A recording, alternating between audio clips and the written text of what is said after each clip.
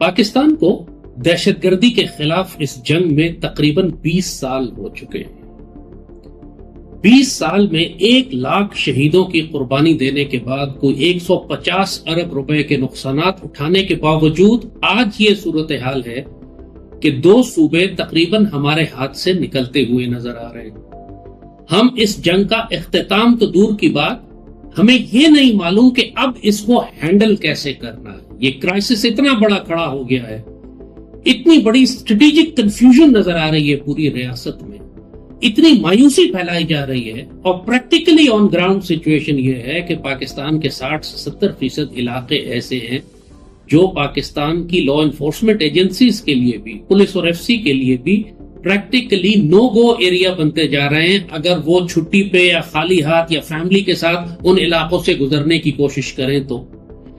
یہ ایک catastrophic failure ہے اسٹیٹ کا، اسٹیٹ پالیسیز کا۔ اور کیا وجہ ہے کہ ابھی تک ہم کو اس جنگ کی کوئی اینڈ اسٹیٹ نظر نہیں آ رہی، ہمیں یہ نظر نہیں آ رہا کہ اس کی ٹرمینیشن اسٹریٹجی کیا ہوگی۔ ایک مسلسل جنگ ہے، ایک مسلسل قتل عام ہے، ایک مسلسل دہشت گردی ہے، لیکن پوری ریاست کو سمجھ ہی نہیں آ رہا کہ اس فتنے کا مقابلہ کیسے کرنا۔ اکبر بگٹی 2006 میں قتل ہوا تھا، اس سے کچھ عرصہ پہلے بی ایل اے نے بغاوت شروع کی تھی، تو اس کو بھی تقریباً 20 سال ہو گئے بلوچستان لبریشن آرمی کی بغاوت کو، کبھی اٹھتی ہے کبھی دبتی ہے، لیکن اب یہ کیفیت ہے کہ پریکٹیکلی جس انٹینسٹی پہ، جس شدت پہ وہ اس وقت بلوچستان میں برپا ہے، اس سے پہلے کبھی پچھلے 20 سال میں برپا نہیں ہوئی تھی۔ اور جہاں تک جہنم کے کتے خوارج کا تعلق ہے، یہ بھی 2004، 5، 6 میں جو انہوں نے بغاوت شروع کی تھی مختلف ادوار سے گزرتی بھی، کبھی ہم نے ان کا سرکوبی کی، ان کو دبا لیا، ان کو مارا، ان کو ذلیل کیا، لیکن اب یہ پھر ایک عمران کے دور میں جو ان کو ریسرجنس ملی ہے، جو افغانستان سے لا کر ان کو دوبارہ پاکستان میں جگہ دی گئی ہے، اب دوبارہ ہم اس سٹیٹ پہ آ گئے جس پر ہم 2007 اور 8 میں ہوا کرتے تھے۔ وہ ساری قربانیاں جو ہم نے دی تھی اب نظر آ رہا ہے کہ نعوذ باللہ جیسے کہیں ضائع نہ ہو جائے۔ تو اگین واٹ وینٹ رانگ، اور اب اس کو ٹھیک کیسے کرنا ہے، ہم بہت صاف اور سخت بات کریں گے، لہٰذا کیونکہ پاکستان کی سلامتی کا معاملہ ہے، اور اگر اس وقت اس کرائسس، اس فتنے کو ہینڈل نہیں کیا گیا تو بھارت کی جانب سے جو دوسرا راؤنڈ شروع ہونے والا ہے، جو دوسرا حملہ ہمارے اوپر ہونے والا ہے، اس میں ہمیں بہت زیادہ بھاری نقصان ہوگا کہ ہماری پشت اس وقت غیر محفوظ ہے۔ ہمارے ایئر بیسز، ہمارے کانوائز، ہمارے ملٹری کنٹونمنٹس، وہ سب غیر محفوظ ہیں، چونکہ بلوچستان لبریشن آرمی اور خوارج جہنم کے کتے اس وقت پوری طرح سے ایکٹیو ہو چکے ہیں۔ بھارت نے حملہ کرنے سے پہلے اپنی تمام مفتی باہنیوں کو ایکٹیویٹ کر دیا ہے، جس طرح اس نے مشرقی پاکستان میں کیا تھا۔ کہ پرابلم آ کدھر رہی ہے؟ دیکھیں، جب آپ کسی بھی کاؤنٹر انسرجنسی آپریشن کی بات کرتے ہیں، جب آپ اس لیول پر بغاوت برپا ہو جائے ملک میں، اس کو نمٹنے کی بات کرتے ہیں، اس کو کرش کرنے کی بات کرتے ہیں، تو سب سے پہلے یہ سوال آتا ہے اس ملک کی پولیٹیکل گورنمنٹ کی اونرشپ کا۔ کیا اس ملک کی حکومت اور سیاسی حکومت اس کرائسس کو ختم کرنے کے لیے یکسو ہے، متحد ہے، اون کرتی ہے، رسپانسبل فیل کرتی ہے، ذمہ داری محسوس کرتی ہے، یہ سمجھتی ہے کہ یہ اس کی ذمہ داری ہے حکمران ہونے کی حیثیت سے کہ ہم نے ملک میں برپا ہونے والے اس فتنے کو ختم کرنا ہے۔ پولیٹیکل اونرشپ سب سے زیادہ کریٹیکل فیکٹر ہے۔ سری لنکا میں تامل ٹائیگرز نے 30 سال جنگ کی، 30 سال، ہم تو 20 سال کہہ رہے ہیں نا، ابھی تو مزید سری لنکا میں تو 10 سال اور چلی، خونریز جنگ وہاں بھی لاکھوں لوگ مارے گئے اس جنگ میں، لیکن سری لنکا کی مرکزی حکومت ہمیشہ یکسو رہی کہ تامل ٹائیگرز کو ہم نے ہر صورت میں کرش کرنا ہے۔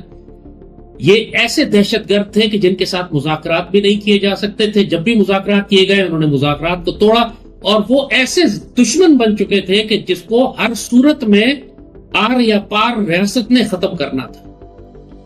اور سب سے بڑی سٹرینتھ سری لنکا کی یہ تھی کہ ان کی قوم کو کوئی کنفیوژن نہیں تھی، کیونکہ ان کی تمام پولیٹیکل لیڈرشپ اس بات پر یکسو تھی کہ ہم نے تامل ٹائیگرز کو ختم کرنا ہے۔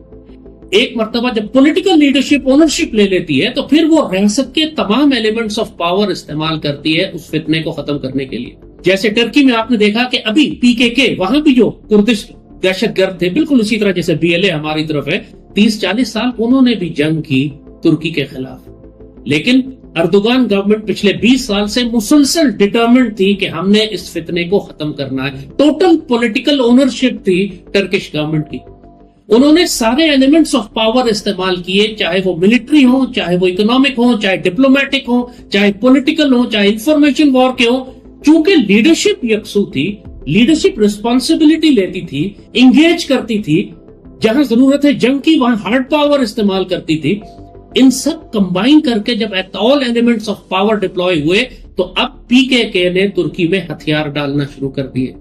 ایک جیو پولیٹیکل میریکل ہے جو ترکی نے اچیو کر لیا کہ 30-40 سال پرانی مزاحمت کو انہوں نے کرش کر دیا کہ اب PKK نے ہتھیار ڈالنا شروع کر دیے. امیجن کریں, تامل ٹائگرز نے ہارڈ پاور یوز کی, پولیٹیکل یکسوئی تھی, انہوں نے ہارڈ پاور کرش کر کے جو پربھاکرن تھا, جو تامل ٹائگر کا سربراہ, اس کو الٹیمیٹلی قتل کر دیا اور کرش کر کے ان کو پورے جزیرے سے باہر نکال کے سمندر میں دھکیل دیا. ٹرکی نے ہارڈ پاور بھی یوز کی, لیکن انہوں نے الٹیمیٹلی ان کو ایک ایکسٹ دیا, آفر کی پیس ڈیل, اتنا کرش کر دیا تھا ملٹریلی, طاقت اتنی زیادہ ان کے اوپر ڈپلوائے کی کہ اب PKK کے پاس کوئی اور راستہ ہی نہیں تھا سوائے اس کے کہ جان بچانے کے لیے امن مذاکرات کر کے ترکی کی شرائط قبول کر لیں. یہ 2 مثالیں آپ کو میں نے اس لیے دی کہ ایگزیکٹلی یہی کام پاکستان میں نہیں ہو رہا. پاکستان کی کوئی بھی پولیٹیکل لیڈرشپ اس جنگ کی اونرشپ نہیں لے رہی. آپ مجھے بتائیے کیا پریزیڈنٹ زرداری اس کو اون کر رہا ہے, رسپانسبلٹی فیل کر رہا ہے؟ Is he taking charge of the crisis that Pakistan is failing? حالانکہ وہ خود کہتا ہے کہ میں بلوچ ہوں. کیا پاکستان کا پرائم منسٹر رسپانسبلٹی لے رہا ہے؟ کیا گنڈاپور رسپانسبلٹی لے رہا ہے؟ کیا چیف منسٹر بلوچستان رسپانسبلٹی لے رہا ہے؟ کیا گورنر KP اور گورنر بلوچستان رسپانسبلٹی لے رہے ہیں؟ کیا پاکستان کی کیبنٹ ذمہ داری لے رہی ہے؟ کیا پاکستان میں جتنی پولیٹیکل پارٹیز کی اس وقت مختلف صوبوں میں حکومتیں ہیں, کوئی ایک پولیٹیکل پارٹی یا مرکزی گورنمنٹ ایسی ہے کہ جو براہ راست TTP اور BLA کے خلاف ذمہ داری لے, یہ کہے کہ یہ ہمارا نیشنل کاز ہے, ہم حکمران ہیں, ہمارا کام ہے کہ ہم قوم کو گیلونائز کریں اور ایلیمنٹس آف پاور استعمال کریں ان فتنوں کے خلاف؟ ہماری تو تمام پولیٹیکل لیڈرشپ ہمیشہ سے خوفزدہ, بزدل, گھبرائی ہوئی, ذمہ داری تباہی مچے تو فوج ذمہ دار ہے, جہاں کریڈٹ لینے کی بات آئے خود ہم سب سے آگے ہیں. 2007-8 وغیرہ میں جب TTP کے خلاف سوات آپریشن شروع ہونے والے تھے اور پورا اس علاقے میں ایسی دہشت گردی پھیلی ہوئی تھی, آپ کو یاد ہوگا کہ پاکستان میں اس وقت یہ پروپیگنڈا شروع ہو چکا تھا, ہر جگہ میڈیا میں یہ طوفان تھا کہ پاکستان سے زندہ بھاگ, آرمی آفسر GHQ کے پاس شہید کیے جا رہے تھے, آرمی آفسر یونیفارم پہن کے GHQ میں نہیں جا سکتے تھے, صوبہ سرحد میں تمام بڑے بڑے اداروں پہ, ISI ہیڈ کوارٹرز پہ, انٹیلیجنس ہیڈ کوارٹرز پر حملے ہو رہے تھے, تمام بڑے بڑے افسروں کو شہید کیا جا رہا تھا. صفت غیور وہ JFC کے فرنٹیئر کانسٹیبلری کے ڈائریکٹر تھے, ان کو شہید کیا. ایک کرائسس مچا ہوا تھا, سوات ان کے ہاتھ سے نکل چکا تھا, پورا TTP وہاں قابض تھی, ٹرائبل ایریاز ہمارے کنٹرول میں نہیں تھے. عوامی نیشنل پارٹی کی گورنمنٹ تھی اس وقت صوبہ سرحد میں, گورنر اویس غنی تھے. چونکہ عوامی نیشنل پارٹی بری طرح ماری جا رہی تھی, TTP نے ان سے انتقام لینا شروع کر دیا تھا کہ یہ حکومت میں تھے, تو عوامی نیشنل پارٹی اس قدر گھبرا گئی, اتنی خوفزدہ ہو گئی کہ ایکچولی ANP کی گورنمنٹ جو صوبائی حکومت تھی, انہوں نے یہ فیصلہ کر لیا تھا کہ صوبائی ہیڈ کوارٹر کو پشاور سے موو کر کے ایبٹ آباد لے جاتے. ان للہ و انا الیہ راجعون. اس کا مطلب سمجھ رہے ہیں کیا؟ اس کا مطلب ہے کہ ہم پشاور کو TTP کے حوالے کر دیتے ہیں. انہوں نے یہ بات پروپوزل لے کے اس وقت کے کور کمانڈر کے پاس گئے کہ جی بہت پریشر ہے, تو ہم اپنی پروونشل گورنمنٹ کو ایبٹ آباد موو کر جاتے ہیں. لٹرلی یہ پشاور تک TTP کو دینے کو تیار ہو گئے تھے, اتنی سی ان میں سٹینڈ لینے کی ضرورت نہیں تھی. یہ پولیٹیکل گورنمنٹ کا حال تھا. اس وقت گورنر اویس غنی تھے. یہ پروپوزل پھر گورنر اویس غنی کے پاس ہے, اینڈ دیٹس ویئر ہی ٹوک اے اسٹینڈ. انہوں نے کہا G over my dad body, یہ نہیں ہو سکتا. اگر ریاست ڈوبے گی تو ہم ریاست کے ساتھ ڈوبیں گے, ریاست کو ابینڈن کر کے ہم نہیں بھاگیں گے. We will fight, we will hold the line, we will hold our ground. انہوں نے ANP گورنمنٹ کو بھی سختی سے ڈپٹ دی کہ انسان کے بچے بنو, ادھر ہی بیٹھو گے, تم کہیں بھاگ کے نہیں جاؤ گے.